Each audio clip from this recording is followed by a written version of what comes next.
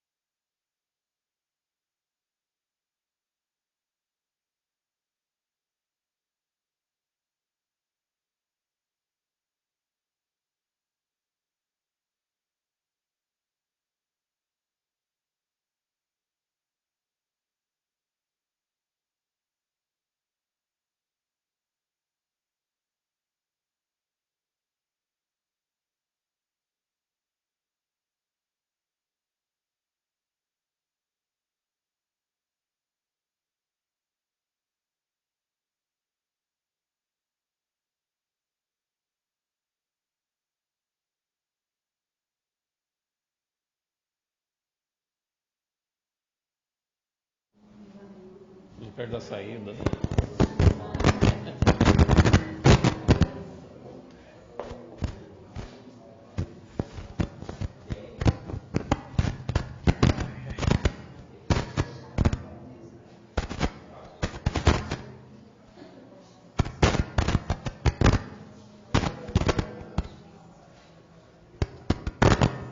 É o meu.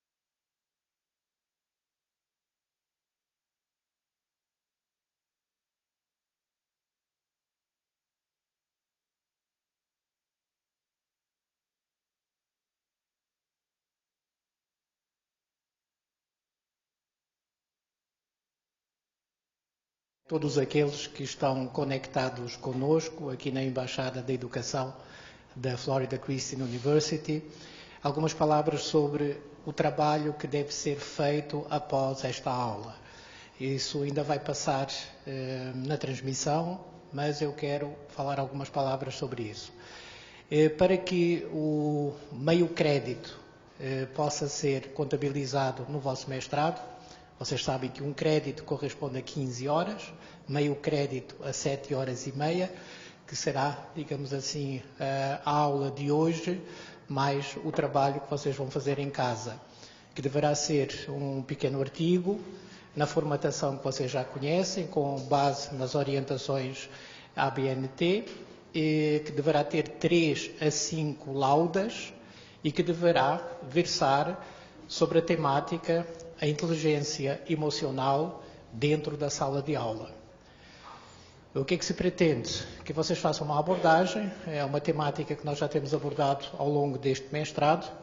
Estamos à procura do professor empático, estamos à procura do professor simpático, estamos à procura do professor carismático, e é esse que efetivamente vai fazer a grande diferença ao trabalhar as habilidades socioemocionais dos nossos alunos. Sabemos que os conquistamos em primeiro lugar pelas emoções e só depois na abordagem da razão. E o querer que hoje aqui foi falado é fundamental para que as coisas aconteçam. O aluno só aprende o que ele quer aprender. E para que nós possamos encontrar um caminho privilegiado para o seu coração e para a sua mente, temos que lhe dar algo que é fundamental para todo o ser humano, a liberdade. A liberdade de escolher as suas áreas de competências, a liberdade de escolher os caminhos que quer percorrer e a liberdade depois de optar por aquilo que condiz mais com as suas apetências e com as suas capacidades. Então, nesse trabalho deverá resultar uma abordagem, uma radiografia do professor que temos e o caminho que ainda temos que percorrer para o professor que queremos dentro da sala de aula. 3 a 5 laudas, debaixo do título a inteligência emocional dentro da sala de aula. E como aqui há pouco foi falado por um dos colegas da medicina, que está à procura de um novo caminho para exercer a análise da medicina e a forma como ela deve ser consumada, eu lembro-vos, e nós já falámos nisso noutra aula, de um outro médico chamado Bruce Lipton, que tentou abordar a questão da educação, que tentou abordar a questão da inteligência através de caminhos especificamente científicos. Não chegou a bons resultados. Utilizou linhas de comunicação e de abordagem demasiadamente newtonianas, muito longe da visão quântica que nós precisamos hoje ter do mundo, e se frustrou porque não chegou a um resultado concreto. Depois tentou uma abordagem somente pelas emoções, somente através da inteligência espiritual, somente através da inteligência emocional, e também não conseguiu chegar a um resultado satisfatório. Quando ele conseguiu criar o equilíbrio da abordagem do conhecimento científico com o conhecimento espiritual e emocional, ele começou a ter resultados fantásticos, levantou uma nova tese que derruba de forma frontal a visão da evolução das espécies por Darwin, e ele estabelece uma nova tese que se chama evolução espontânea, a caminho de um futuro positivo. Essa visão queremos também trazê-la para a educação. Também estamos à procura de novos caminhos, de nova forma de pensar a educação, para que haja uma nova forma de agir dentro da educação. Precisamos de grandes seres humanos na educação, precisamos de grandes seres humanos na medicina, precisamos de grandes seres humanos em todos os setores da sociedade. Então, esta aula que hoje aqui estamos tendo, que aprofunda a necessidade de absorvermos de uma forma orgânica a inteligência emocional, para que ela se expanda, não só necessitamos de uma expansão cognitiva, nós precisamos de uma expansão emocional também, e compreender as energias não explicáveis, compreender aquilo que não é matéria, compreender aquilo que não é mensurável, compreender aquilo que não é palpável. E para isso temos que sair, digamos, de uma linha de observação linear, e precisamos de ter uma relação mais holística com o tecido que nos envolve. O homem faz o lugar e o lugar faz o homem. É muito importante aquilo que trazemos geneticamente, mas é importante também a forma psicoadaptativa como nós progredimos ao longo da nossa vida. Os nossos genes só funcionam em interação. Não existe nenhum cérebro, já falámos sobre isso, que evolua e se desenvolva isoladamente. Nós precisamos de outros cérebros. Nós precisamos de uma interação constante para que nos possamos desenvolver, como diz Augusto Cury, como espécie humana. E começarmos a pensar também como espécie humana, caminhando para uma inteligência orgânica, onde nós possamos no futuro falar mais uns com os outros sobre aquilo que nos une e menos sobre aquilo que nos separa. Eu desejo a todos uma boa aula até a finalização. Lembro à turma A que está aqui presente, à turma B, aliás, que amanhã tem aula de Antropologia da Educação com o professor Moisés, sábado e domingo, e amanhã à noite, às 19 horas, colação de grau para pós-graduandos de Natal, pós-graduandos de João Pessoa e pós-graduandos de Ribeirão. Estão todos convidados, mais os seus familiares e amigos, e todos aqueles que nos estão assistindo agora por esse Brasil afora, estão convidados também amanhã, às 19 horas, aqui neste mesmo lugar, também com a presença do professor Dr. Pianaro, que representa a direção da FESP, assim como também estarão os responsáveis pela FADIR, para que possamos amanhã realizar este evento. Muito obrigado e continuidade de uma boa aula.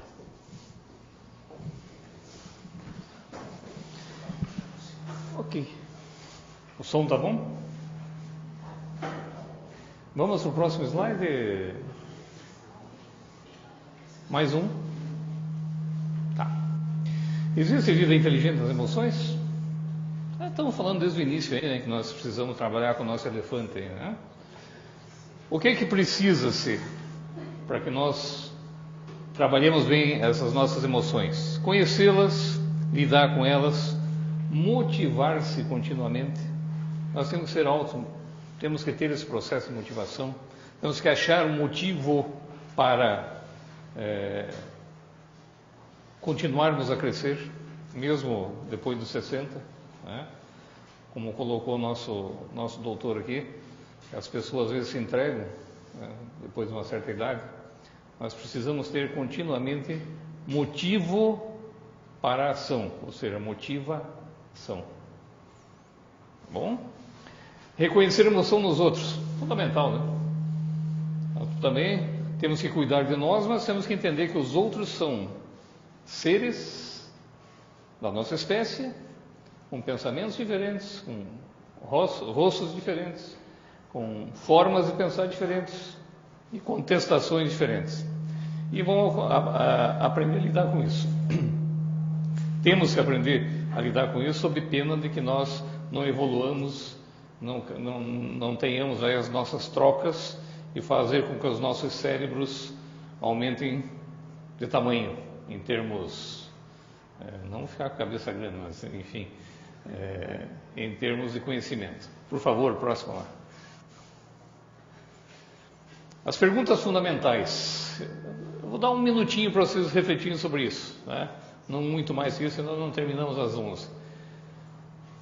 O que você tem que responder para você mesmo? Quem sou eu? E principalmente, por que eu mereço estar aqui hoje? Pensa um pouquinho. Vou dar 30 segundos para vocês pensarem. Quem sou eu? O que você está fazendo nesse mundo? Qual é a sua missão de vida, você, professor? Lá no interior do Ceará, no interior do Pernambuco, da Paraíba, do Rio Grande do Norte. Quem é você? Ao se olhar no espelho, o que é que você enxerga? Uma pessoa feliz, uma pessoa que está desempenhando uma missão, uma pessoa que está ciente de que está fazendo a diferença na vida dos outros? Fundamental do professor, talvez não seja tanta a questão do repassar conhecimento, mas a questão sim de provocar o estudante para que ele busque a realização, para que ele busque a realização como ser humano. E não simplesmente repassar conhecimento. Repassar conhecimento hoje é uma coisa tão elementar com os recursos tecnológicos que nós temos, né, que simplesmente ler um artigo, um texto, não significa muito. Eu adquiri o conhecimento, mas o que eu estou experimentando em cima disso? Como é que eu vou mudar a genética? E que resultados eu vou obter em cima da nossa realidade? E por que você merece estar aqui hoje? Isso é fundamental. Todos vocês merecem estar aqui, sabia? E por que vocês merecem estar aqui? Passaram ali na rua, cataram vocês, não vão para uma sala de aula, né? O doutor Ricardo foi ali, viu vocês passando, não, vem fazer um mestrado aqui. Você veio. Mas você merece estar aqui hoje. Nesse processo de troca, nesse processo de autoconhecimento, tal, etc. Isso é fundamental. E se nós olharmos para os nossos alunos, para as crianças, para os jovens, e perguntarmos a ele, fizermos essas duas perguntas, nós vamos nos surpreender. E muito. Vamos em frente?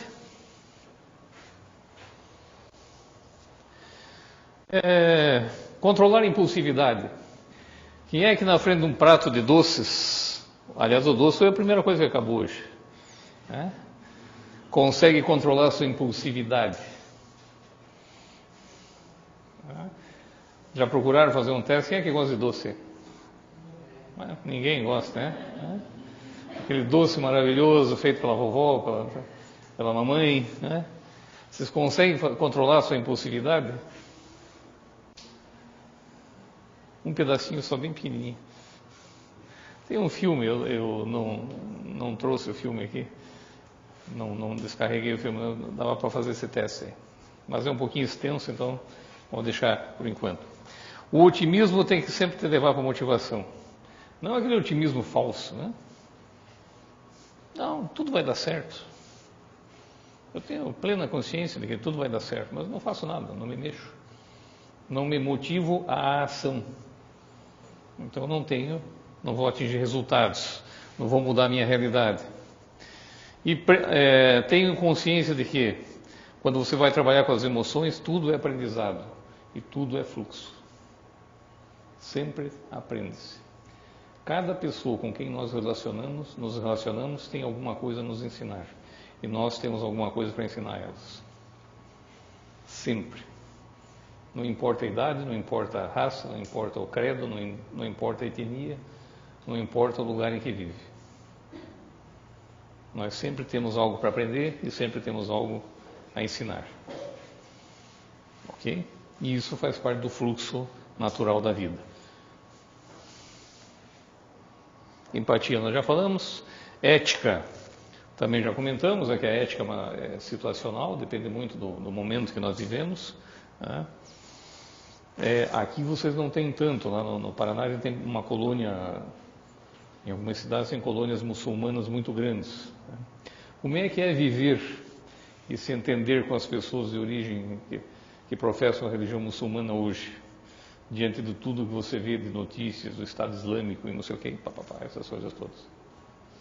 Que ideia vocês têm aqui no norte, nordeste? São pessoas difíceis, são pessoas ruins, são pessoas do mal, como diz por aí? Já tem aparecido algumas. Hoje mesmo eu vi um grupo lá no shopping e eram muçulmanos. Mas eu particularmente tenho alguns colegas que são muçulmanos e são pessoas muito boas. Lá em Maringá, por exemplo, tinha uma mesquita e o sheik era colega meu pessoal e era uma pessoa muito boa. Exatamente. Então nós temos que tomar cuidado com os nossos estereótipos, né? Essa questão ética. Né? Em Foz do Iguaçu, por exemplo, que é a maior colônia muçulmana do Brasil, existem pessoas lá que, homens, são casados com 7 ou 8 mulheres. Eticamente isso é aceitável para vocês? Para eles é. Eles não são casados no Brasil, são casados no Líbano, na Síria, não? Depois trazem as mulheres para cá. Não sei como é que eles aguentam, né? Mas enfim. Mas eles têm uma maneira diferente. Sim. O sheik tinha 6 esposas. Sim. Ele ia uma vez por ano, trazia uma. Não é? De cada vez. Ficava 5, depois ele voltava e sempre fazia. Não, em Foz, tinha uma esposa diferente. em Foz eles vivem todos juntos. Só que você não pode, faz parte da cultura deles, né? Isso é natural. Como é que é o estereótipo do argentino aqui no Nordeste? O que vocês lembram do argentino? São aqueles caras arrogantes de futebol, etc. Agora, quando você vai lá e percebe como é o modus vivendi deles, como é que eles vivem, como eles te tratam, como eles te respeitam, né? Pelo menos no nível universitário, assim, que a gente trabalha isso é fantástico. Um dos meus mentores, um dos meus orientadores, me colocou uma coisa muito bacana. Assim, eu entendi a mensagem dele. Ele disse o seguinte: olha, nós jamais vamos poder competir com o Brasil.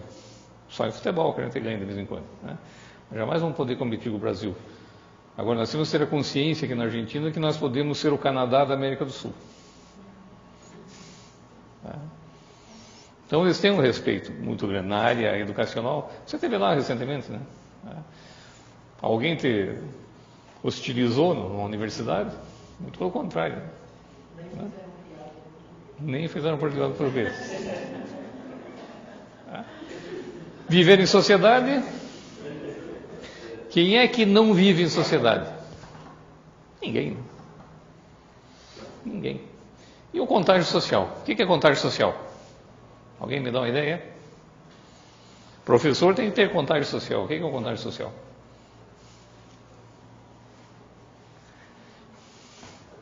Diga-me. Contágio social. Alguém dá uma ideia de contagem social? Vocês fazem contagem social? Ah, fazem. Todos os dias. Vocês fazem contagem social. Tá? Hã?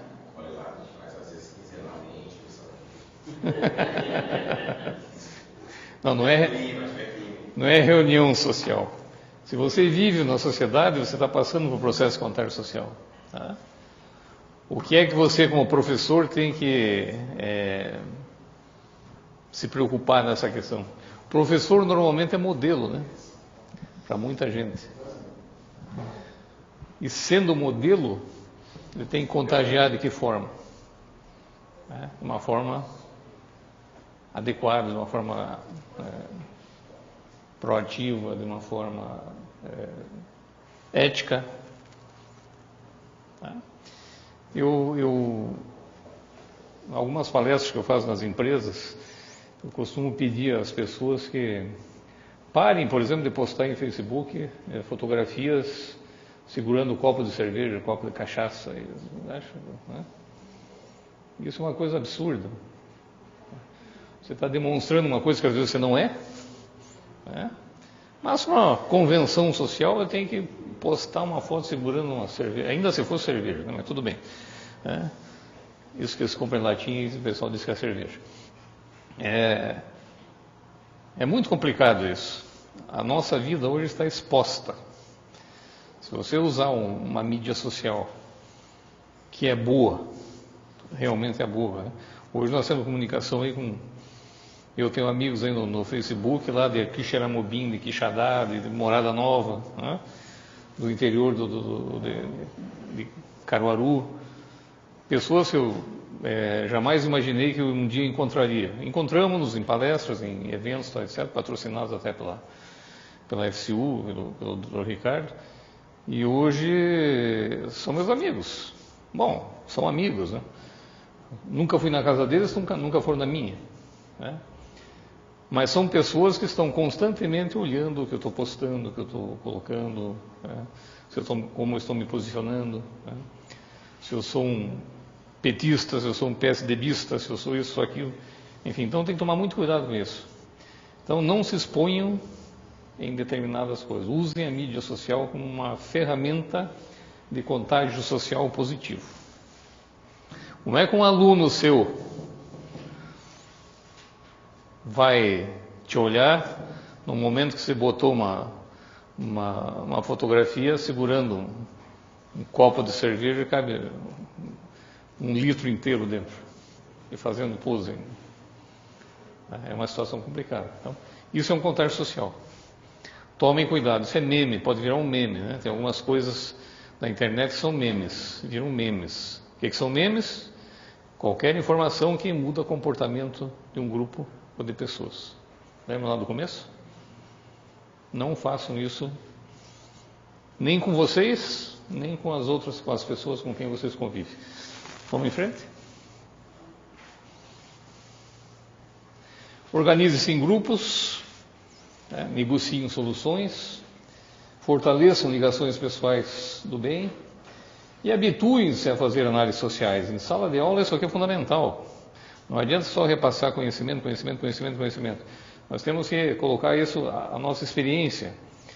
Imagine um grupo de crianças na faixa de 8 a 10 anos, o que elas esperam, além do repasse do conhecimento do professor, além do exemplo também. Né? Que ele permita-se a fazer análises da situação em que eles estão vivenciando naquele momento. A escola, às vezes, ou na maioria das vezes, né, dependendo do local, da região, é o único lugar onde uma criança, um jovem encontra apoio. Ele sempre vai respeitar pai e mãe. Né? Isso faz parte da nossa filogenia, né? Ele sempre vai cuidar disso. Agora, a endogenia, falando da endogenia, ele vai buscar onde esse apoio? Muitas e muitas vezes apenas na escola. Nós temos alguns modelos de escolas em Curitiba, talvez aqui não seja uma realidade para vocês, em áreas de favela e de alto tráfico, né? entorpecente, até de armas, às vezes. Né? Escolas que hoje estão se tornando referência e modelo, que as crianças conseguem sair de lá, terminar aquela etapa da vida delas completamente diferentes daquele modelo que é pregado socialmente no entorno deles. Muito importante essa questão das... Por quê? Porque se faz análise social. Vamos em frente?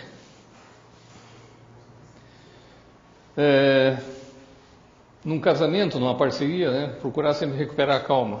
Olha a impaciência aqui. Mesmo que ela seja dominante. Conversas desintoxicantes consigo mesmo. Isso de se olhar no espelho não é brincadeira. A gente trabalha muito isso no coaching. Olhar-se no espelho e conversar consigo mesmo.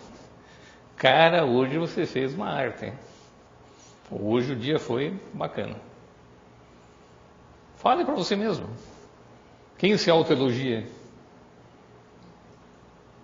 Isso é coisa... Você falar para homem que se autoelogia, tem que se autoelogiar, tem que se premiar. Né? No livro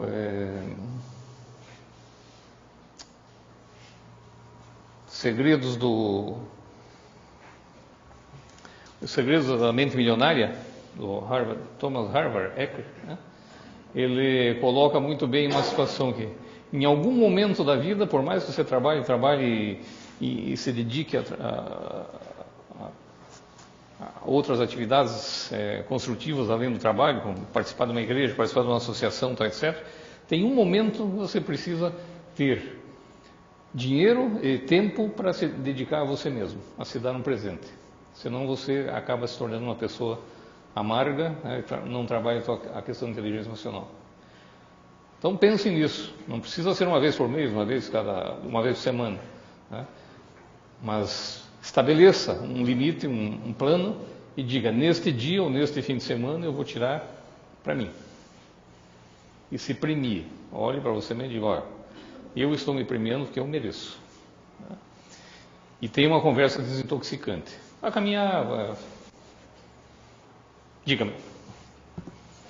Eu acho particularmente essa questão da desintoxicação, ela é extremamente importante. Eu, como criança, sou alcalino. E no meu processo desregrado de vida, pela forma errada como eu me alimento, a minha conduta de vida, os meus hábitos, eu vou criando acidez ao longo da minha vida. O idoso normalmente é extremamente ácido, enquanto a criança é alcalina. Nas emoções isso é extremamente perigoso. Eu deixo que a acidez tome conta das minhas emoções, eu começo a intoxicar todas as minhas capacidades inatas de me relacionar com o grupo, de encontrar soluções e de me harmonizar com as outras células da sociedade. Perfeito. Então, esse repasse desse tipo de conhecimento para um professor não é elementar, é de sobrevivência, para que nós tenhamos amanhã uma sociedade mais saudável. O investimento na inteligência socioemocional, o investimento na inteligência espiritual, para que os professores adquiram ferramentas psicopedagógicas para trabalharem dentro da sala de aula, pode ser um primeiro passo para uma sociedade mais saudável no futuro. Perfeito. A técnica é fundamental, mas você tem que estar preparado para assumir essa técnica em teu benefício. Não é para o benefício dos outros. Lembra-se da máscara do oxigênio que cai no avião? Primeiro para você. Deixa-me só acrescentar um ponto. Não sei se vocês se lembram de Cassius Clay, o que mais tarde Muhammad Ali, que está agora com mal de Parkinson, se não estou em erro. Ele disse uma vez uma frase que me marcou profundamente. Ele disse o seguinte: fazer o bem ao próximo é o preço que nós temos que pagar para podermos viver aqui neste planeta. Se nós efetivamente conseguirmos absorver esta generosidade natural de fazer o bem ao próximo, é a célula dentro do organismo que está fazendo o bem a outra célula e que promove uma qualidade de vida diferenciada, para que seja o resultado maior do que a realidade. É genética. Na medida em que você se desintoxica, a tua genética melhora. Você elimina aquilo que te faz mal. Opa. Obrigado.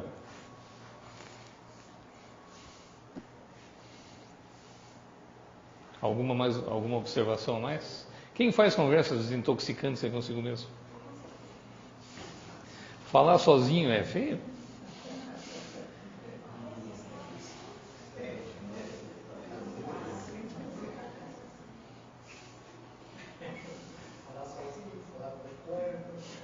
Falar com as plantas.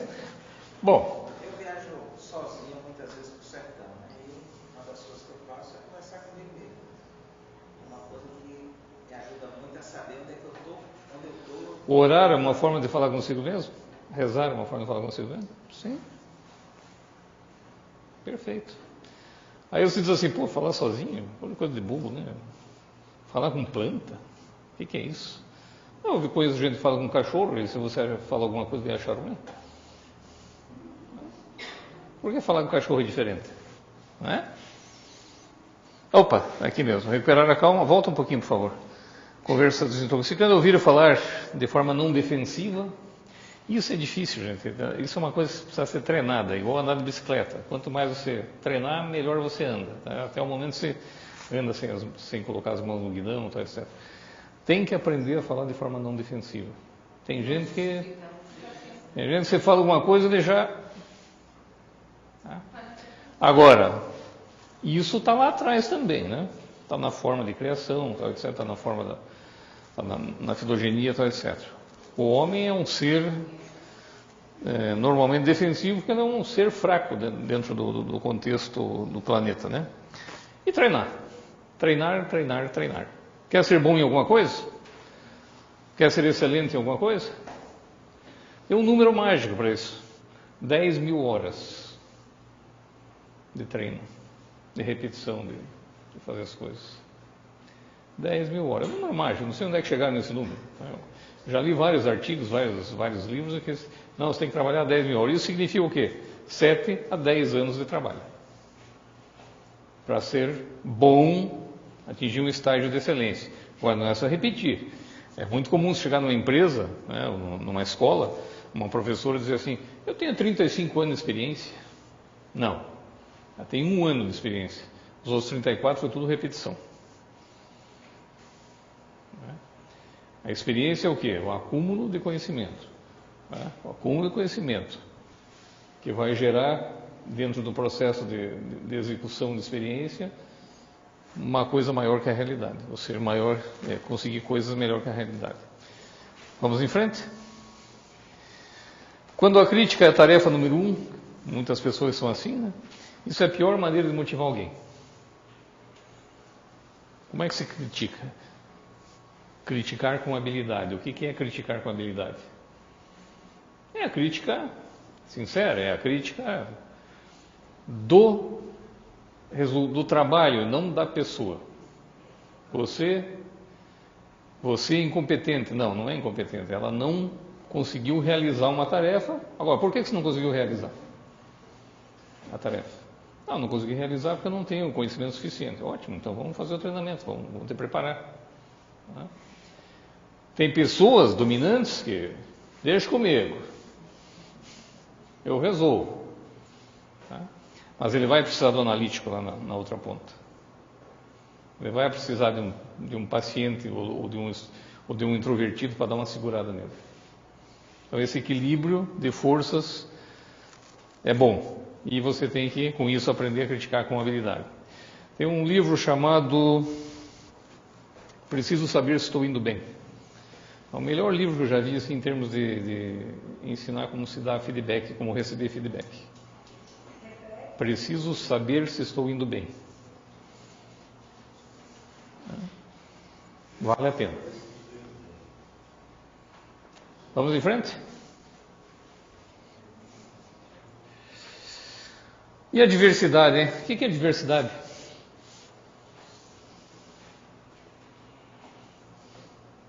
Vamos lá, o que é diversidade? Tem a ver com aquela primeira frase de baixo ali. Como é que vocês são em relação a preconceitos? Preconceitos. Como é que vocês são em relação à intolerância? O que é praticar sabedoria organizacional? Hoje, casais homossexuais são aceitados, são aceitos na sociedade? Sim. É uma opção. Né? Eu lembro no dia em que eu trabalhava ainda na empresa de informática do Paraná, no dia em que saiu uma decisão do Supremo Tribunal Federal permitindo que parceiros do mesmo sexo fossem agregados ao plano de saúde. Tinha uma pessoa que trabalhava comigo, e eu era coordenador do projeto dentro da equipe, e nunca me passou pela cabeça coisa nenhuma, eu também nunca me preocupei muito com isso. Ele veio conversar comigo para perguntar o que eu achava dele colocar o parceiro, né, homem, né, colocar um parceiro como no plano de saúde. Como é que a equipe ia receber isso? O que eu fiz? Chamei a equipe inteira, dizendo, olha, nós temos uma situação que nós precisamos ver como é que vocês se comportam, como é que nós vamos tratar isso. Né? O resultado foi excelente, não teve problema nenhum. Né? Agora, tem que saber tratar isso. Né? Agora, na sala de aula, com as crianças, você não vai, talvez, tanto esse problema da opção sexual ainda, mas você vai ter outros preconceitos. Preconceito de raça, preconceito de etnia, que são coisas diferentes, né? Preconceito de padrão sociofinanceiro, né? Preconceito em relação até a composição física, né? Tem futebol americano, você vê muito filme americano, futebol americano, os mirradinhos, o que acontece com eles? Normalmente são presos, são deixados de lado. Um dos maiores preconceitos dentro da sala de aula continua sendo a análise e a função da obtenção dos resultados escolares. Isso. Por quê? Porque não se dá valor àquilo que a pessoa tem aptidão.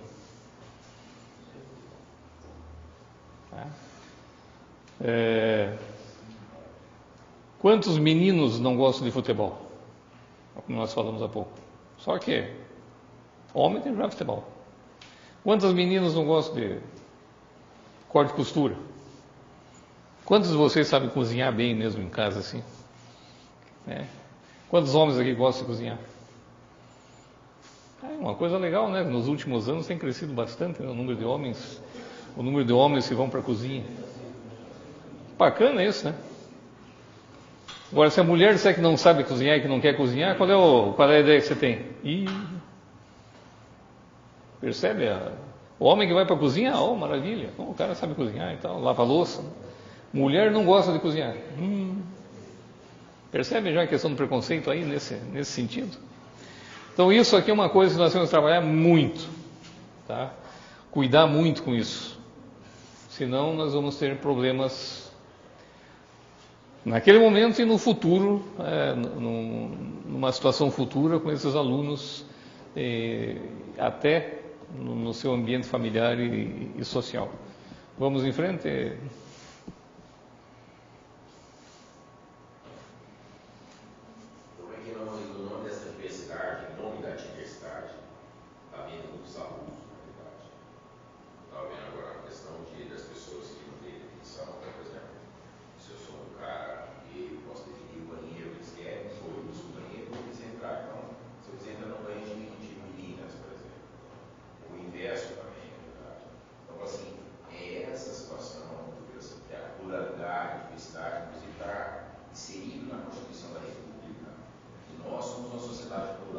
Sim. Isso é muito importante, ser uma sociedade plural. E, infelizmente, o que a gente vê é que querem dividir o povo brasileiro em categorias. Né? Então, brancos e negros, pobres e ricos, isso já tem sido feito ao longo desses... Nordestinos e sulistas? Exatamente. Não é todo mundo do Sul que tem preconceito com o pessoal do Nordeste. A grande maioria não tem. Agora, é claro que quando uma minoria barulhenta faz isso, só que graças a Deus, essas coisas essas máscaras estão caindo. Sim. E esses abusos, a gente realmente, e quando você se levanta, você é taxado, você imediatamente é desqualificado, não é pela argumentação, você é desqualificado porque já te coloca, você é isso. Você é elite branca, você é um direitista, você é isso. Mas eu, pessoalmente, gente, eu sinceramente, diversidade, acredito que tem que ter diversidade. Tanto que eu estava ouvindo outro dia, a grande maioria das pessoas aceita chegar no restaurante, ninguém vai levantar, falar assim, ó, seus viadinhos, sai, ninguém vai fazer isso, ninguém vai fazer. Se só uns trogloditas podem fazer isso. Agora, querer descer goela abaixo da gente, da sociedade, uma sociedade que tem uma formação cristã, e a gente tem que respeitar todas as outras formações. Se o cara gosta da macumba, sei lá o que, tem que respeitar tudo, não é questão da religião. Mas falar isso, baixar um decreto, baixar uma norma nesse sentido. Então, cara, eu sou gay, eu quero no banheiro das mulheres. Qual vai ser a situação? Então, eu vou falar assim, esse exagero e essa imposição goela abaixo que é realmente intragável. Falta do bom senso. Falta do bom senso. Exatamente. Tá? Assim como, por exemplo, você falou de banheiros. Eu tive um problema recentemente com a minha esposa viajando com meu neto de 8 anos e não queriam deixar ela entrar no banheiro feminino com o menino. Mas eu vou deixar, eu estou sozinha, eu vou deixar aqui no meio do... Né? Uma criança de 8 anos ainda tem que ter cuidado. Né? Foi um problema para ela poder entrar no banheiro das mulheres levando o neto de 8 anos, que ainda é uma criança. Tá? Então, são algumas hipocrisias, algumas máscaras que você tem que tratar. Então, diversidade é uma coisa que está aí. Hoje, felizmente, já existe um contexto, um conceito, né, de que uma consciência de que nós temos que tratar isso. E isso tem que ser tratado em sala de aula desde a mais tenra idade. Esse respeito a essas individualidades. Vamos em frente. Sem contar as faixas etárias, né? Então nós temos aí, isso é uma classificação americana, talvez não se aplique tanto ao Brasil. Eu só queria colocar aqui essa geração D, que são os nascidos a partir de 2005, que eles chamam de geração digital, e eu mudei um pouco, chamo de geração delivery, né? Que é uma geração que é tudo na mão. Tá? A geração que quer tudo na mão, nós precisamos saber tratar com isso também. Tá? É o pessoal que está com 8, 9, 10 anos, que não fazem, mas querem tudo na mão. Quem tem sobrinho e filho aí sabe que a coisa é assim. Tá? Agora, temos que trabalhar isso. Temos que trabalhar essa questão e dentro do processo de inteligência emocional. Vamos em frente. O que nós temos que desenvolver então nas crianças, na sala de aula? Autoconfiança e confiança. Primeiro a autoconfiança, depois a confiança. Se eu não tiver autoconfiança, não vai confiar nos outros. Né? A curiosidade é uma coisa que nós temos que incentivar sempre. Eu trabalhei muitos anos com planejamento estratégico e a ficha caiu para eu fazer o meu trabalho de pós-doutorado exatamente em cima disso. O planejamento estratégico de uma empresa você faz, de uma escola, de qualquer organização, você faz em cima do quê? De dados que já existem, de coisas que estão no passado, para você projetar alguma coisa no futuro. Agora você consegue projetar criatividade? Curiosidade? Como é que você consegue projetar isso? Tem algumas empresas que ainda dizem, não, eu tenho uma área de criação, então eles têm que me apresentar obrigatoriamente 2, 3 produtos por ano. Sai produto meia boca, porque está cumprindo o prazo, está cumprindo uma norma. Criatividade, curiosidade, tá? São coisas que você não pode estabelecer prazos. Então, alguém compraria, por exemplo, o pessoal que gosta de trabalhar em casa, alguém compraria uma geladeira ou um fogão da marca Whirlpool no Brasil hoje? Compraria ou não compraria? Nem sabe o que é. Só que a Whirlpool é dona da Brastemp, da Consul, etc. Brastemp vocês compram? Qual é o sinônimo do Brastemp? Qualidade. Consul, segunda linha, menos qualidade. Mas a fábrica é a mesma, o motor é o mesmo, só a casca que é diferente. E a empresa que manda nisso tudo chama-se Whirlpool, que é brasileira, E só um pouquinho. É brasileira e é um grupo alemão, de imigrantes alemães que hoje estão no Brasil. Fala. Uma das coisas que eu acho mais preocupantes, por exemplo, na relação assim, à criança, é muitas vezes você ter que determinar certas coisas que muitas vezes ela não consegue acompanhar. Uhum. Existe um tempo para cada pessoa. Só que você tem dentro da escola uma grade curricular, um tempo que você tem que fazer, mas você encontra isso também nos adultos. Por exemplo, a gente vê o caso de Fernando Pessoa, que é escritor português, ele se acabou praticamente porque ele tinha que cumprir prazo, porque todo ano ele tinha que lançar um livro, porque ele tinha assinado o contrato que ele tinha que fazer isso. Estava lendo agora há pouco tempo sobre Charles Dickens, a mesma coisa aconteceu. Ele era um escritor maravilhoso, mas ele deixou de gostar de escrever porque ele era obrigado a escrever para pagar as contas. De certa maneira, acontece isso muito dentro da escola. Você tem que saber fazer o que a criança faz e gosta de fazer, no lugar de ser obrigada a fazer. Porque se ela for obrigada a fazer, ela não vai gostar de estudar. Como fazer isso? Eu acho que existem algumas técnicas que têm sido tentadas levantar desde a época do construtivismo mesmo, de fazer, por exemplo, a escola americana ela costuma fazer muito isso. Construir o conhecimento em cima do que as pessoas gostam. Só que o Brasil não está ainda a esse nível de poder construir cada pessoa, de pessoa a pessoa, está entendendo o seu próprio conhecimento, aquilo que vai ser necessário para ele. Nós ainda estamos bastante longe disso. Né? Nós estamos longe disso ou estamos longe de adotar essa ideia?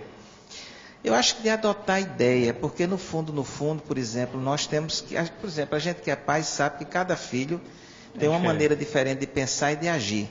Você não pode tratar o mesmo filho de quer dizer, o seu filho de uma forma e o outro da outra forma. Existe uma maneira de você abordar quando você conversa com um e quando você vai conversar com outro, tem que ter uma abordagem diferente. Eu acho que dentro da escola não é diferente. O problema é quando você coloca 50, você tem que atender todos os 50 da mesma maneira. E você tem, pelo governo, uma grade curricular que você tem que cumprir e chegar. Por exemplo, eu vejo meu menino que está estudando para medicina, quando eu vejo o que ele tem que estudar, a quantidade de coisas que ele tem, é impossível você fazer isso. Porque tem matéria que eu dei na faculdade que ele agora está aprendendo a fazer no cursinho. Não tem condição. Perfeito.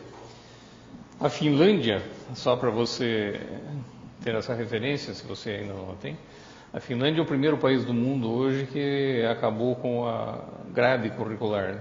O Ricardo sabe disso, né? Acabou com a grade curricular. Hoje tem um procedimento totalmente diferente e é considerado o melhor país hoje na área de educação. Tá? Estão trabalhando já com essa ideia. Vamos... O grande problema que você coloca é quando você define um padrão para educar o povo. Não existe. Não existe essa possibilidade.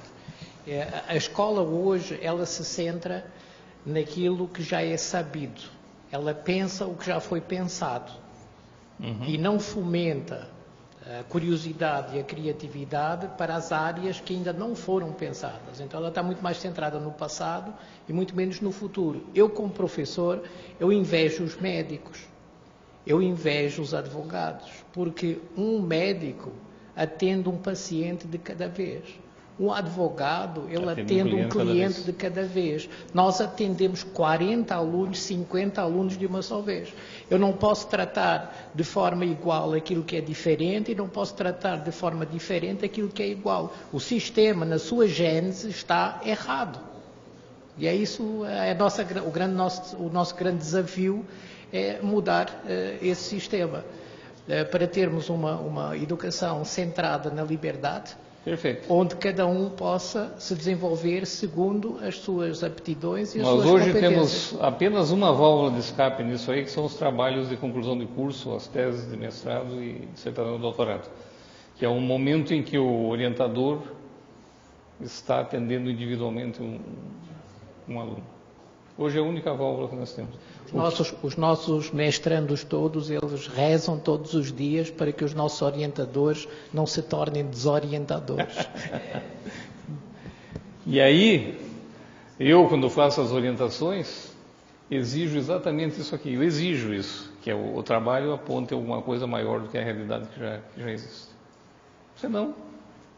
Acho que tem uma coisa preocupante o que ele falou, porque o que ele mesmo falou é assim. E a gente tem visto, pelo menos eu tenho visto muitos trabalhos de conclusão de curso, muitas vezes de mestrado, doutorado, eles praticamente reproduzem sempre alguma coisa que já foi feita. Copia e cola. Exatamente, isso é preocupante. Porque, por exemplo, quando você apresenta alguma ideia nova, o próprio orientador chega para... Eu sei porque eu já fiz alguns cursos extra curriculares e coisas desse tipo. Quando você apresenta alguma coisa nova que é diferente desafiadora, do que... Exatamente, você é barrado a fazer. Por quê? Porque você tem que copiar. Se você der a resposta que o orientador quer, você é aplaudido. Se você é contra, você quer apresentar alguma coisa nova, você é colocado... Crucificado. Exatamente. Essa é uma questão de preparação da inteligência emocional dos orientadores também. Mas com isso, como é que a gente vai crescer cientificamente? Não cresce. Não cresce, é o caso do Brasil. Você fica abaixo da linha da realidade. Muitas vezes os nossos universitários eles têm que responder aquilo que o professor está ensinando dentro da sala de aula, e por isso nós não temos uma produção científica boa no Brasil. Por isso, gente, vocês estão indo nas outras cidades, vocês estão presentes aqui. O trabalho de vocês tem que merecer estar acima da realidade. Deem-se esse presente. Façam um trabalho que vocês tenham orgulho de dizer, não, eu fiz algo diferente. Só para ter uma ideia, eu estive em Assunção um tempo desse atrás e fui dar uma olhada nas universidades que tinham lá, e tinha um grupo de professores brasileiros que estavam fazendo mestrado.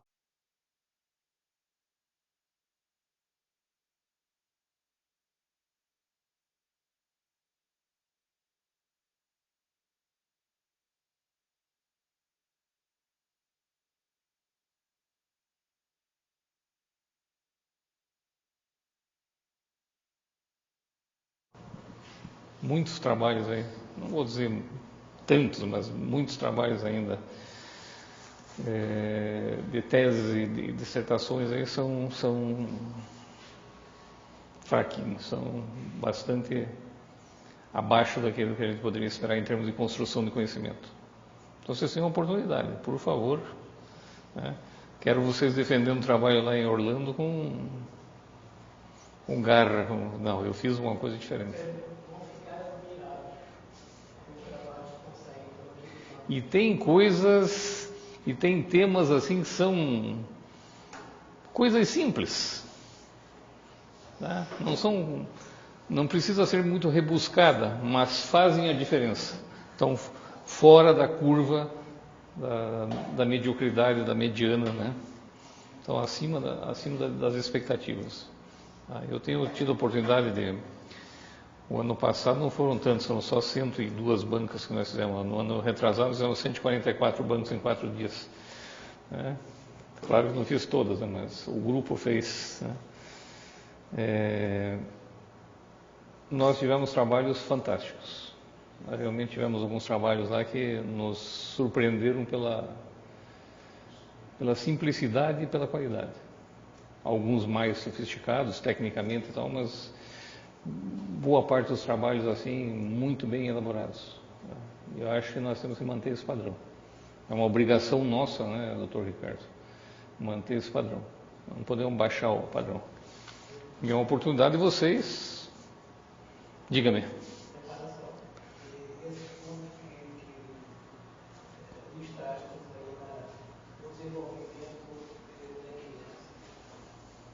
Desenvolvimento da autoconfiança, curiosidade, personalidade, autocontrole, relacionamento, capacidade de comunicação, senso de cooperação. Nenhum desses pontos é desenvolvido na escola. Nenhum desses pontos é desenvolvido. Mas esse é o desafio, por isso nós estamos aqui, né? Isso nós estamos aqui. Como é que você vai desenvolver a autoconfiança de uma criança onde você não deixa ele ter um senso de cooperação, um senso de comunicação, uma capacidade de comunicação, nem curiosidade? Não, faça só o que eu disse para fazer. Ponto. E pontuam as pessoas. Quem faz bem está certo, quem faz errado. Quem repetir o que eu disse está certo, né? Eu não posso ser contestado. Destrói tudo. Acabou com todo o processo. Exatamente.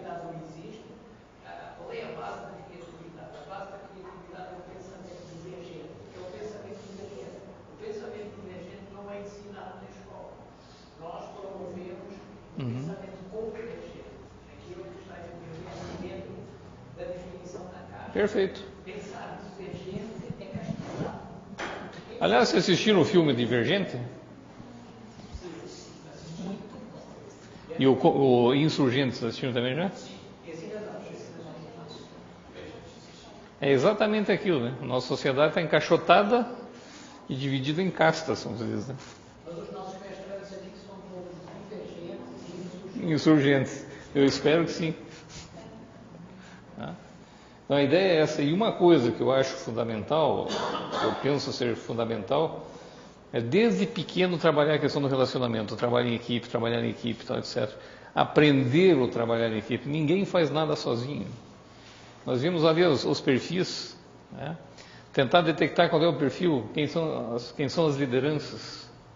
Gente, tem pessoas que eu conheço, que trabalharam comigo nas empresas que eu trabalhei, e que jamais vão querer um cargo de gestão. Eu conheço professoras, tá? Minha filha é pedagoga e diretora de escola, eu conheço professoras que jamais almejam um cargo de direção, elas querem ser professoras. Agora, isso precisa ser valorizado. Não é porque é gestor que tem que ganhar mais. Não é porque é diretor que tem que ganhar mais. Não. Premie-se ou pague-se pela competência. A partir do momento que nós quebrarmos esse paradigma, esse padrão, né, nós vamos conseguir certamente professores de excelência. Hoje, se eu quiser ganhar mais, eu tenho que ser diretor. Numa empresa, se eu quiser ganhar mais, tem que ser gerente. Mas eu não tenho habilidade de ser gerente. Não tenho habilidade de gestão. O senhor gosta de gestão? De certa maneira eu gosto. Mas entre o atendimento ao público lá e a gestão? Atendimento ao público. Esse é perfil, são características. E as empresas têm que acordar para isso, a sociedade tem que acordar para isso, que os perfis de gestão estão relacionados à dominância, à extroversão, dependendo da área, e até a introversão, né? Um gerente de laboratório, um coordenador de laboratório tem que ser um introvertido. Na verdade, eu gosto, assim, na questão de gestão, eu gosto das coisas... Você gosta de lidar com pessoas. Exatamente. Ensinar como organizar. Falou em gestão, primeiro lugar, você tem que saber lidar com pessoas. Fundamental. Vamos em frente. Tá? Quando se fala de coeficiente de inteligência e coeficiente emocional, eles são distintos, mas são antagônicos, né? Na medida que você vai aumentando o teu conhecimento, tal, etc., e tiver a capacidade de trabalhar a questão da experiência, trabalhar a questão das pessoas, você vai articular de uma forma equilibrada isso e vai entender a questão do teu intelecto e a questão dos teus sentimentos. Não dá para dissociar as coisas estão intimamente ligadas. Vamos em frente? Nós já falamos bastante sobre isso, né? Vamos em frente? Olha aqui, ó, pessoas com inteligência emocional desenvolvida têm muito mais facilidade de se integrar e de se relacionar. Isso é fundamental. Né? Adaptam quase sempre com sucesso a dinâmica educacional. Isso tem um nome bonito, né? Resiliência. Né? É a capacidade de se adaptar ao meio. Né? É isso. É um termo que está sendo usado muito. Virou quase um modismo, né? Que nem paradigma. Paradigma também é modismo, né? Tá? Por que não falar padrão, né? Tá? Não, é. Tá? Você não conseguir se adaptar, você praticamente morre, desaparece. Quantas pessoas vocês conhecem que estão reclamando que o Brasil está tudo errado, que está tudo errado, está tudo errado, está tudo errado. Só está tudo errado. Não tem nada certo. O que vocês estão fazendo aqui? Está tudo errado. Vocês estão enxergando alguma oportunidade. Tá? Possuem senso de responsabilidade muito forte. E aí entra a questão de pontualidade, questão de assumir as responsabilidades, etc, etc. Capacidade de adaptação a mudanças. O país está mudando. Está tudo mudando. A sociedade mudou. Né? Mudou tanto que, veja, eu fiz mestrado na área de gestão de instituições de ensino superior e desenvolvi um produto na época para me ajudar a comprovar aquele trabalho que eu fiz. Só que se eu for apresentar isso hoje, está totalmente obsoleto. Né? Lembre-se que quando eu fiz o mestrado, o Windows tinha 3 anos de lançamento. Era uma coisa assim, inovadora. O Windows, nossa, você aperta ali na figurinha, a tela se abre. É. Nós falávamos que a tela se abria, né? Nem falava em janela. O Windows era. O Windows significa janela, mas eu nem sabia o que era isso. Então, quando eu fiz a apresentação, assim, foi hoje, então, mudou. Fiz pós-doutorado. Se eu não continuar a estudar, o que vai acontecer com esse meu pós-doutorado daqui a 2 ou 3 anos, 4 anos, 5 anos? Não serve para mais nada. Então, eu sinto muito, mas é uma coisa que eu tenho que dizer para vocês. Honre os seus estudos até aqui e continue estudando, porque senão... Né? Parte para o doutorado, parte para o pós-doutorado, né, Ricardo? Vamos embora. O pós-doutorado é um pouco diferente, né? Você não precisa... Não tem tanto aquele compromisso de assistir aula, porque você vai estar trabalhando num processo diferente. Isso depois ele explica para você diferente. É um grupo de estudos que vai produzir conhecimento. Pós-doutorado, na verdade, não te dá diploma, te dá certificado. É uma oportunidade do doutor continuar produzindo. Só isso. O conhecimento parece ter dobrado a cada 2 anos. Eu não sei esse conhecimento. Eu sei que o volume de dados a cada 2 anos dobra. Mas pelo que eu vejo do pessoal aí que vive acessando a internet, o conhecimento deles não dobrou, não. Muito pelo contrário. Quanto mais facilidade eles têm para determinados acessos, trabalho, quem dá aula efetivamente em sala de aula? Quando vocês pedem trabalho, o que os caras fazem? Ctrl-C, Ctrl-V. Outro dia eu fiz uma experiência, o ano passado eu fiz uma experiência na faculdade, aí veio uma folha de papel ao maço, né? Disse, não, vocês vão fazer um trabalhinho de 2 ou 3 folhas escritas. Na hora. Né? Pode acessar, mas não pode copiar. Tá? Tem gente que não tem mais a capacidade de escrever. As pessoas estão perdendo a capacidade de escrever. Tá? Não conseguem mais coordenar. A habilidade não consegue mais coordenar a escrita. Complicado, né?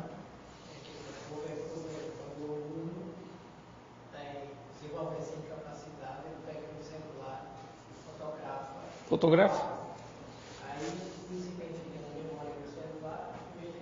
Exatamente. Então, quando você diz assim que o conhecimento dobra, está errado. O volume de dados dobrou. O volume de informação em cima dos dados até pode ter dobrado. Agora, o que isso está me trazendo de vantagem social?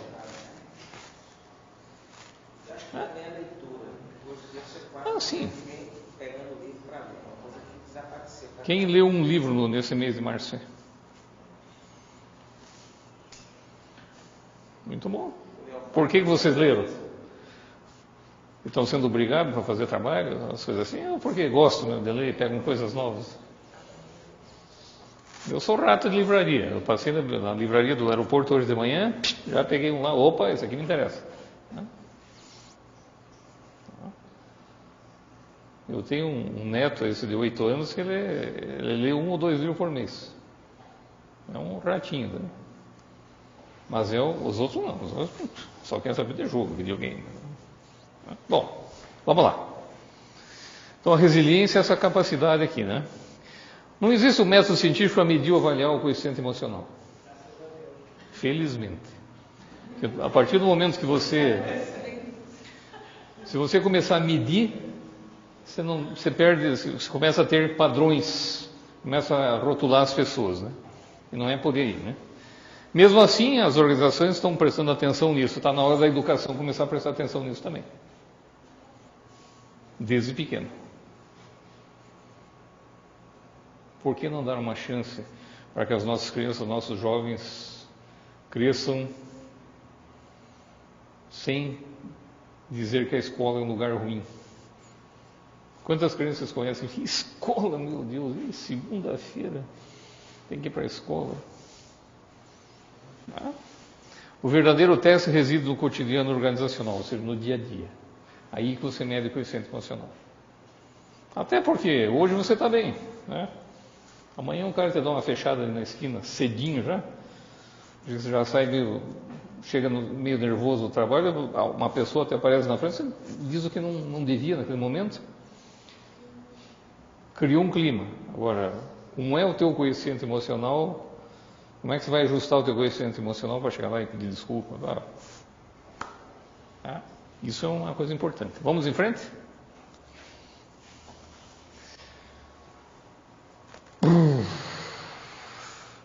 Será que tem isso na escola também?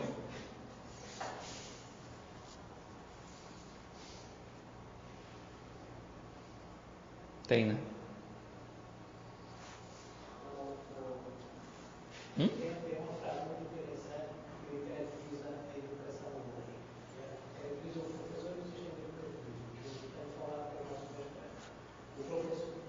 O professor é hoje o grande cozinheiro desmotivado, fazendo uma comida sem sal para uma plateia sem apetite.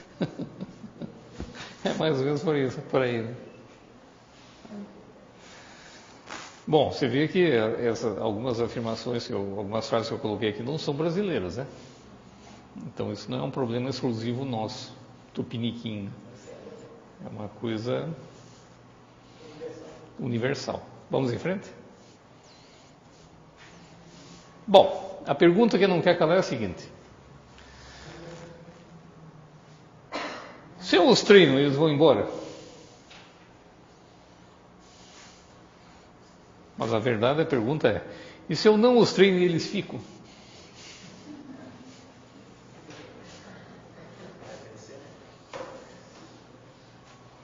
Né? Isso é uma pergunta. Pode trazer para a educacional isso também, para a universidade. Vou treinar os professores, vou ajudar a pagar um mestrado, ajudar a fazer um doutorado e tal, não sei o que, daí ele fica bom, né? E tal, ele recebe a proposta e vai embora. E eu fico como? Agora, não vou pagar porque daí ele vai embora. Aí deixa ele na linha da mediocridade dentro da tua empresa. O que é pior? Difícil, né? Gestão.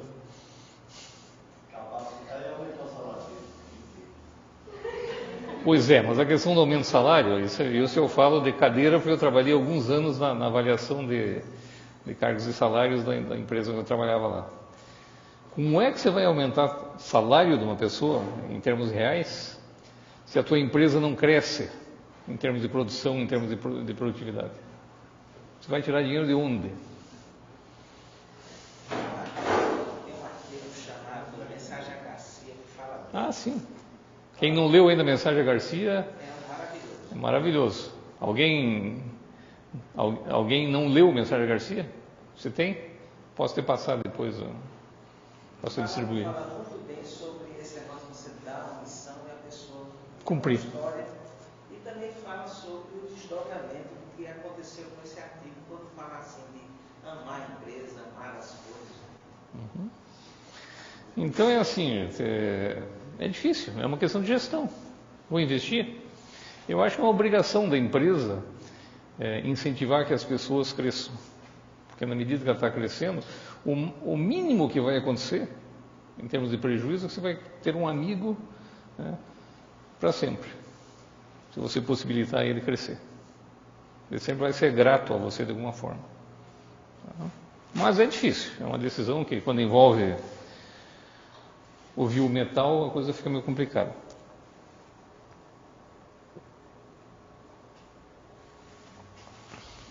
Tá aí uma frase do Frank Anderson.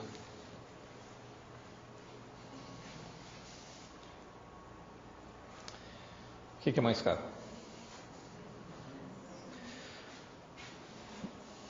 Vamos pular? Falar um pouquinho do planejamento estratégico na educação. Bom, eu tô com o material aqui para mais tempo. Eu vou deixar esse material distribuído para vocês receberem. E tem a parte de coaching que eu vou passar, porque isso é uma outra disciplina, né? Está embutido aqui alguns conceitos, mas a parte de coaching na educação vai ficar para uma outra disciplina. Vamos rapidamente passar aqui, senão a gente extrapola o tempo. Gosto muito dessa frase. Não sabia de quem era, fui pesquisar e descobri que é do Voltaire.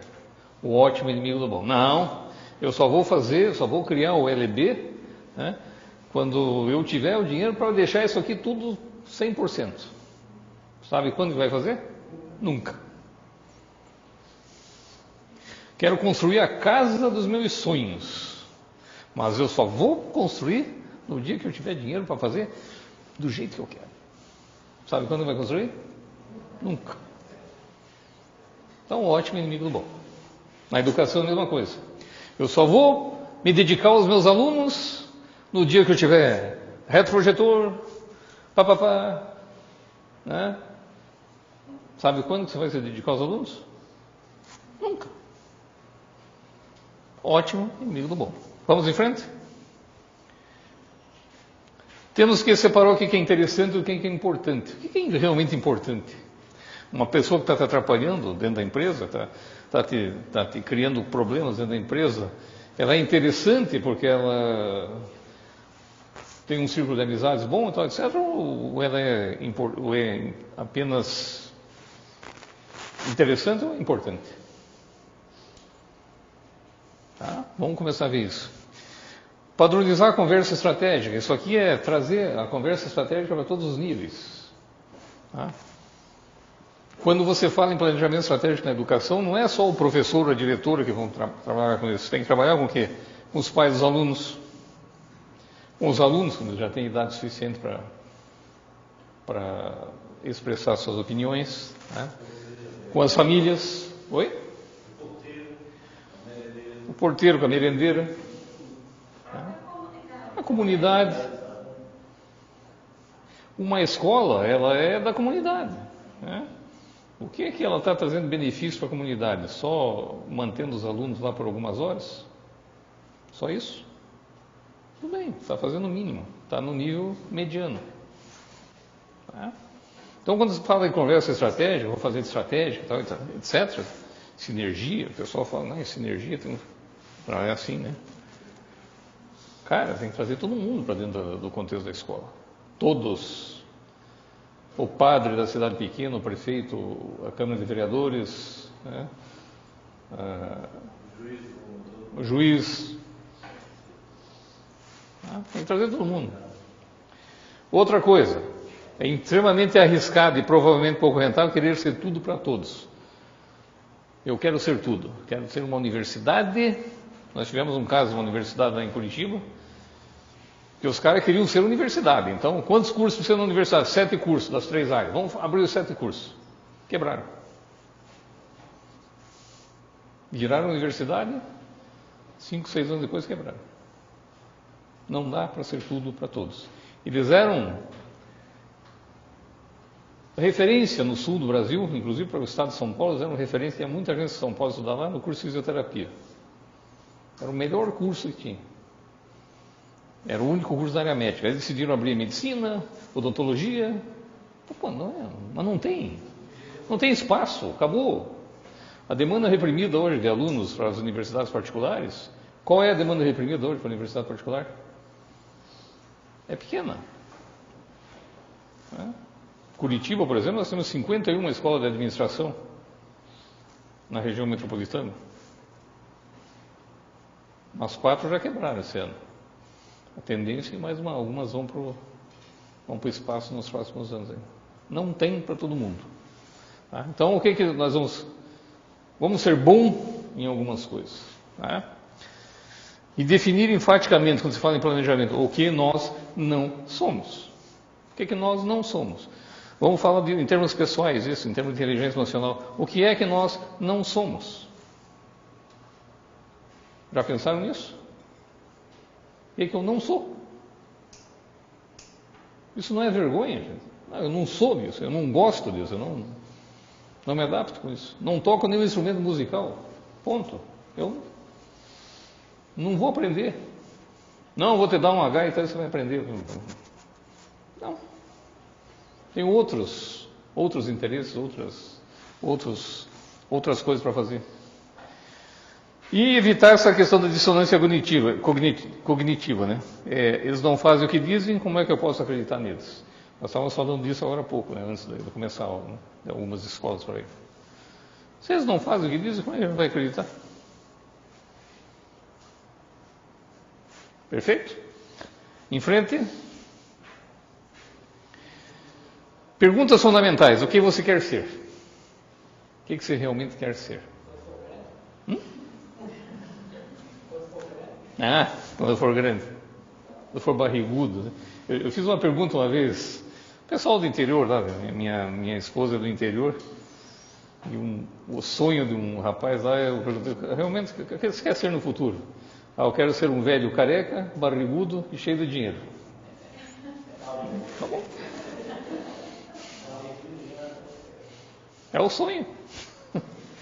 Você estabelece seus sonhos a partir do quê? Da tua realidade. Vocês aqui hoje estão num outro patamar de realidade. Quais são os sonhos de vocês? Eu estou vendo vocês na Disney. Ricardo? Você sendo ciceroniano, essa turma lá na Disney. Tirando fotografia com o Pateta. Pessoal de Quixeramobim, já pensou? Pessoal de Quixeramobim lá todo reunido em volta do Pateta, do Mickey, tirando fotografia. Isso é fantástico. Bom. O ato com louvor, né? O que você pretende fazer na sua vida? Além de saber o que você quer ser, o que você pretende fazer na sua vida? Use a técnica da administração do 5W2H, né? O que? Quando? Quem? Onde? Por quê? Como? Quanto? Quanto custa esse sonho? Vou dizer uma coisa para vocês, hein? Sonhem grande, porque o preço de sonhar é o mesmo. Sonhar pequeno e sonhar grande, o preço é o mesmo. Sonho sem planejamento vira pesadelo. Perfeito. Então, quando você quer ser e pretende fazer a sua vida, você tem que usar isso aqui. Isso chama-se plano de ação. Certo? Vamos em frente? Estratégia. Essa é uma definição do Luzio, né? Conheço o Luzio, ele teve um livro de planejamento estratégico. Faça a Estratégia Acontecer, do Fernando Luzio. Foi eleito por 2 anos consecutivos o melhor livro de administração do Brasil. Recebeu o prêmio 2 vezes. Né? É um conjunto de escolhas e não escolhas, claramente definidas e implementadas, que geram singularidade. O que é singularidade? Você tem que ter uma característica única no mercado. Seja da educação, seja empresarial, seja comercial. Você tem que ter uma característica singular. Tá? Estabelece as principais rupturas que a organização deve realizar para promover um crescimento sustentável. O que é ruptura? Você tem que romper com o lugar comum. Além de você querer ser uma coisa singular, uma coisa diferente, você tem que romper com o lugar comum. Você tem que sair da curva.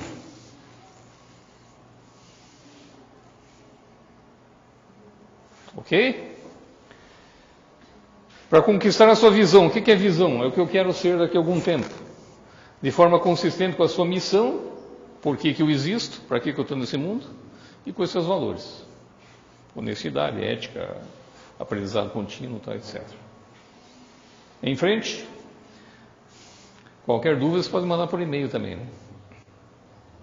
Olha, empresas e pessoas precisam permanentemente mudar suas estratégias. E o que você pensou há 5 anos atrás já aconteceu? Ou você nem se lembra o que pensou 5 anos atrás? Eu, por exemplo, estou atrás do meu 2º milhão. O primeiro eu desisti.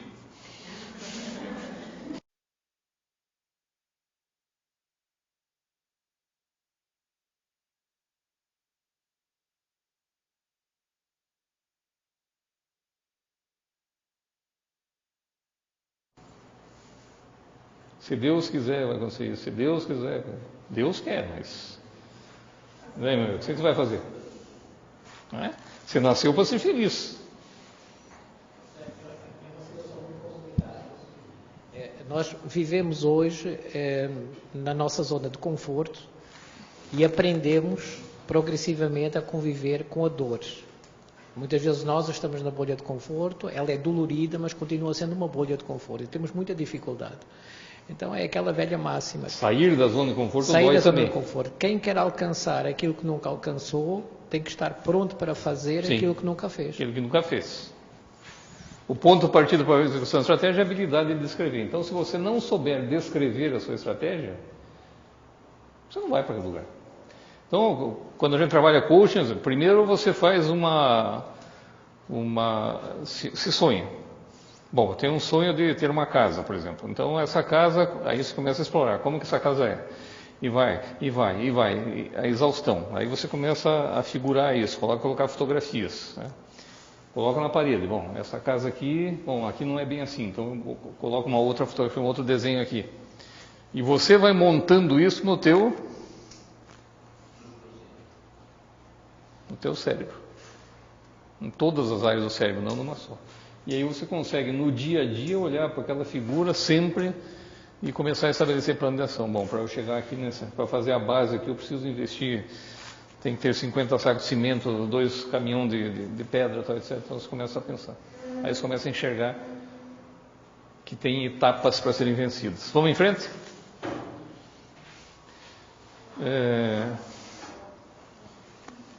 Bom, nós já falamos disso, vamos em frente também. O que nós queremos ser é a nossa visão, é a questão do futuro. Vamos lá? Mais um.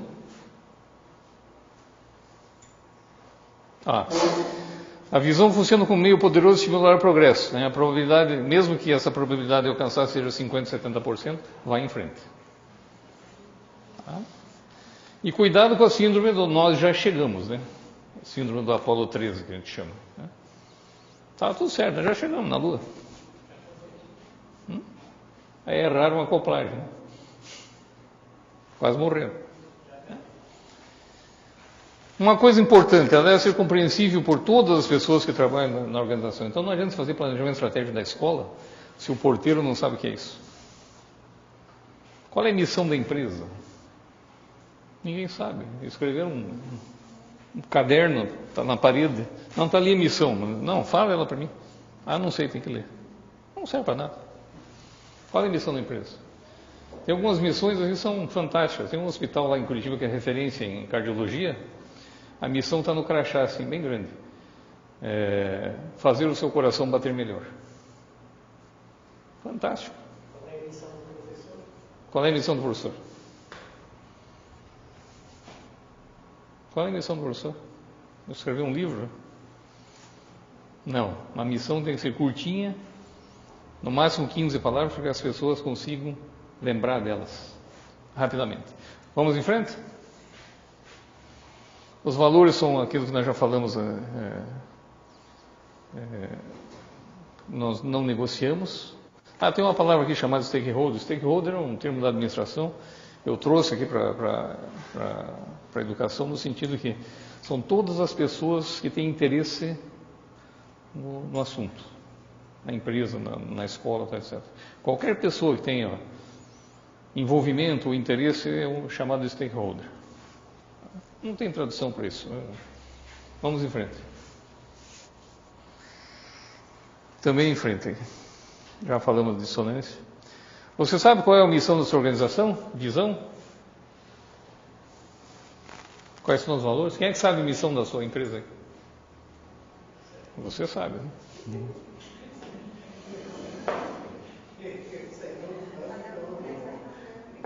Pois é. Justamente por ela ser grande, você não sabe. Tá?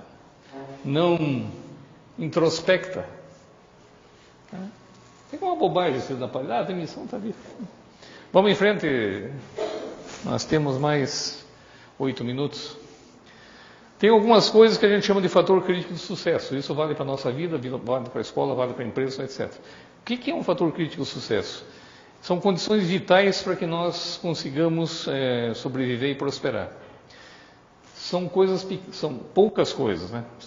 São variáveis que a gente pode controlar. Se nós não pudermos controlá-lo, não é fator crítico de sucesso. Nós estávamos falando sobre isso agora há pouco. Tem variáveis que a ULB enfrenta no contexto do interior aí que fogem do controle. Tá? Se foge do controle, não é fator crítico de sucesso. Não dá para trabalhar em cima daquilo que não é teu. Na sua vida também é assim, na sua vida pessoal. Tem coisas que não dependem de você. Tá? São coisas que dependem de outros, às vezes. Ah, mas vou responsabilizar. Tudo bem, dá para responsabilizar? Um casal, por exemplo. Dá para responsabilizar um ou outro? Ótimo. Isso não der. Tá?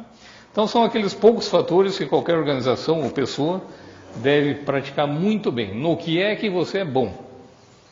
Dedique-se a isso. Esqueça o resto. Não queira aprender instrumento musical, não queira aprender a andar de skate, não queira aprender a surfar. Dedique-se àquilo que você gosta. Vamos lá. Em frente. Trabalhe em cima de forças, fraquezas, oportunidades e ameaças. Em qualquer ramo da nossa vida, pessoal, familiar, escolar, acadêmica. Quais são minhas forças? A partir das minhas forças, que oportunidades eu posso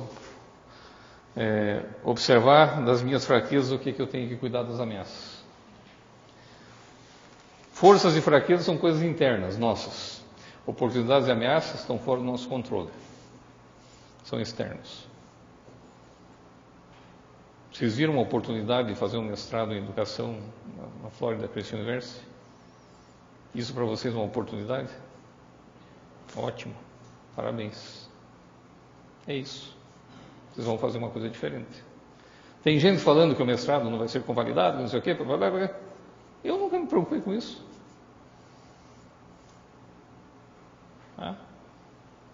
E sou franco para dizer, até vou falar até na frente do Dr. Ricardo aqui. Quando me procuram, né, para participar do mestrado, tal, no núcleo, não.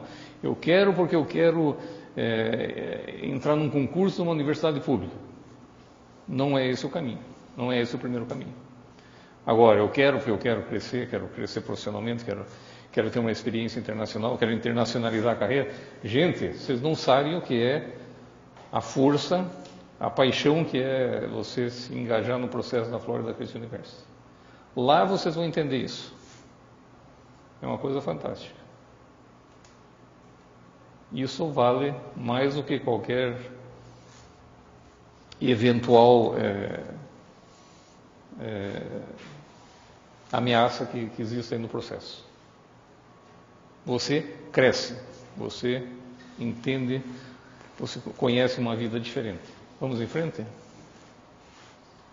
A matriz SWOT de novo, vamos em frente.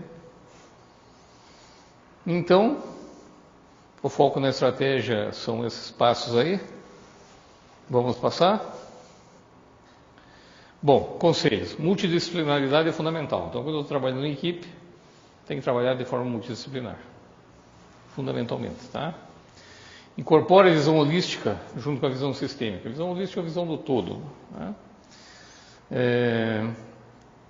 O que não se espera e o que não deverá ser realizado. Enfaticamente.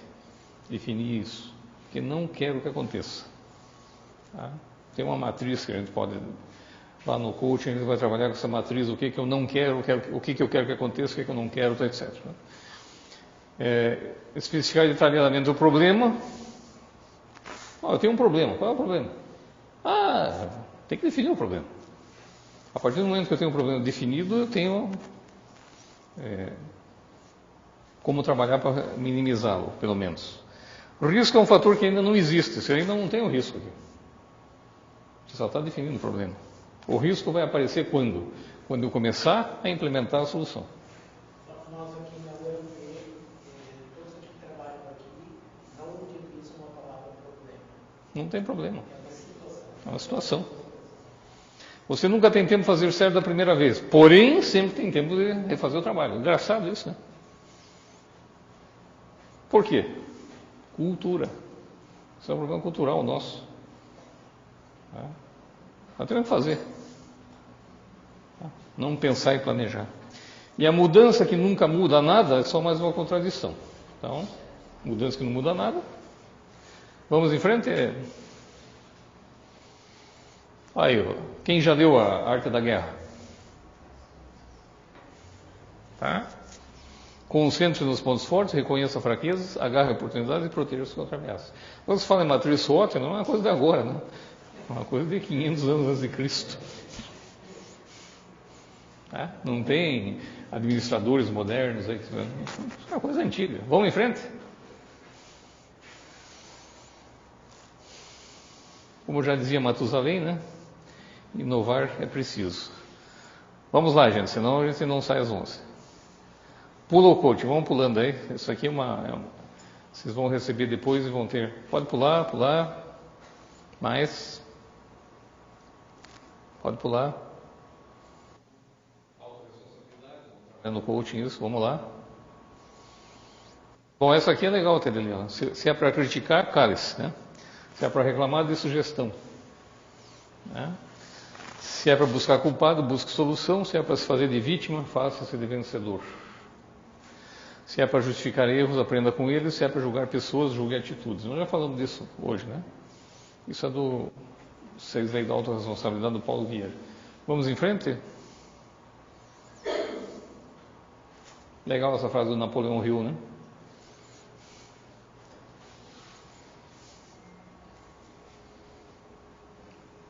Vamos lá? Mais uma. O Anthony Robbins, que é o maior coach do mundo hoje, né? Ele bota 4 mil pessoas num ginásio, 5 mil pessoas, cobra $5.000 por um fim de semana. Né? Dá para saber quanto ele ganha, mais ou menos, por mês. Né? Tem uma frase interessante, uma pergunta interessante. Né? O que você faria hoje se soubesse que não pode falhar?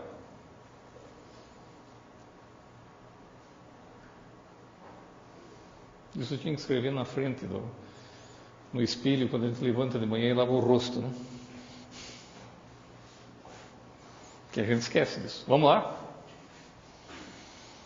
Bom, nascer uma possibilidade, viver um risco, envelhecer um privilégio, morrer uma certeza, doutor. Só envelhece quem está vivo, gente. O que você é hoje, você é melhor do que foi ontem, pode ter certeza disso. Então, se você está vivo hoje, nas últimas 24 horas você se transformou. Você que é hoje em função de escolhas, de suas escolhas. Vamos tentar trabalhar num processo de senescência, que é um envelhecimento saudável, não de senilidade, né? Que é um envelhecimento doentio. E cuidem disso aqui, quem tem relacionamento afetivo mantém proteção imunológica. E esse relacionamento afetivo não é só em casa, com a família, etc., inclusive no trabalho. Relacione-se, né? De uma forma a utilizar a tua inteligência emocional.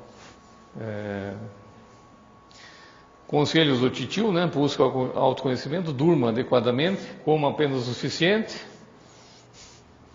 Às vezes é difícil, né? Perdoe a si e aos outros, fortaleça laços de amizade, mantenha-se ativo físico e intelectualmente, não fume, e cada vez que você se encontrar numa situação complicada, pense, daqui a 5 anos qual será a importância do que está sendo discutido agora? Eu tenho, no coaching, um trabalho assim, daqui a 10 dias, isso será importante? Daqui a 10 semanas, isso será importante? Daqui a 10 meses será importante? Vamos em frente? Desenvolva afetividades e relacionamentos. Quando você viajar, quando for para Orlando, para a Itália, tal, não sei o quê. Fuso horário, né? Dê uma caminhada no pôr do sol. Você vai ver como o teu corpo, o teu organismo se adapta rapidamente. Entrega ao dono as mochilas que você está carregando. Tem coisas que você está carregando na vida aí que não são suas. Joga fora aquele otimismo passivo. Se Deus quiser vai dar certo. Não se boicote. Lembre-se que a sua vida não é só o seu cônjuge, os seus amigos, etc. Né? Tem muito mais coisa que isso. Tem gente que, mulheres principalmente, né, que acham que a vida delas está em função do marido. Né? Cuidar disso. Mantenha o bom humor para sempre acionar o sistema límbico. En frente. Tenha um hobby. Seja um eterno aprendiz.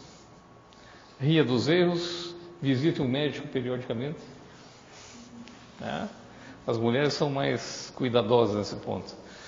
Aposente-se, mas jamais fique parado, isso é um privilégio, né? Aposentar-se é um privilégio, né? Não um castigo, como muita gente pensa. Busque sempre o equilíbrio biopsico-socio-espiritual, a famosa resiliência, né? Busque realização pessoal e profissional e viva a vida em toda a sua plenitude. Isso vai fazer de vocês pessoas equilibradas emocionalmente. Vamos em frente? Ou seja, saia do estado de conforto, ouse um pouco mais. Por que o burrinho fica parado ali? Né? Podia ser o do elefante também. Não sabe a força que tem. Muita gente está assim. Vamos em frente? Alcance o equilíbrio. O yin e o yang, né? Não tem nada a ver com religião isso aqui, por favor, né? Algumas pessoas que acham que isso aqui tem a ver com religião, essa é a sabedoria milenar chinesa. Vamos em frente. Isso aqui vocês leem depois. E muito obrigado.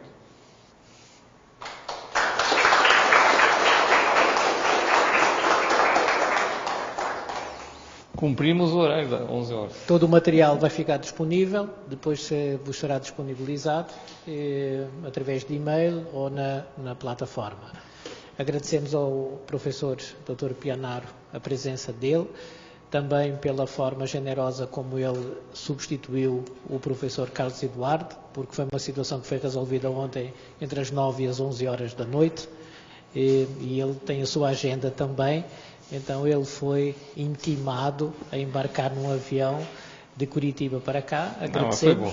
E ainda vamos passar o final de semana juntos. Muito obrigado e até uma próxima oportunidade que está marcada para junho, não é? Junho. Junho vamos ter uma digressão maior, ok? É? Vamos ter uma digressão maior em junho. Em junho nós teríamos 16 horas para trabalhar coaching na área de educação. Aí o bicho pega. Obrigado a todos também. Até amanhã. Tudo de bom. Obrigado. Durmam bem.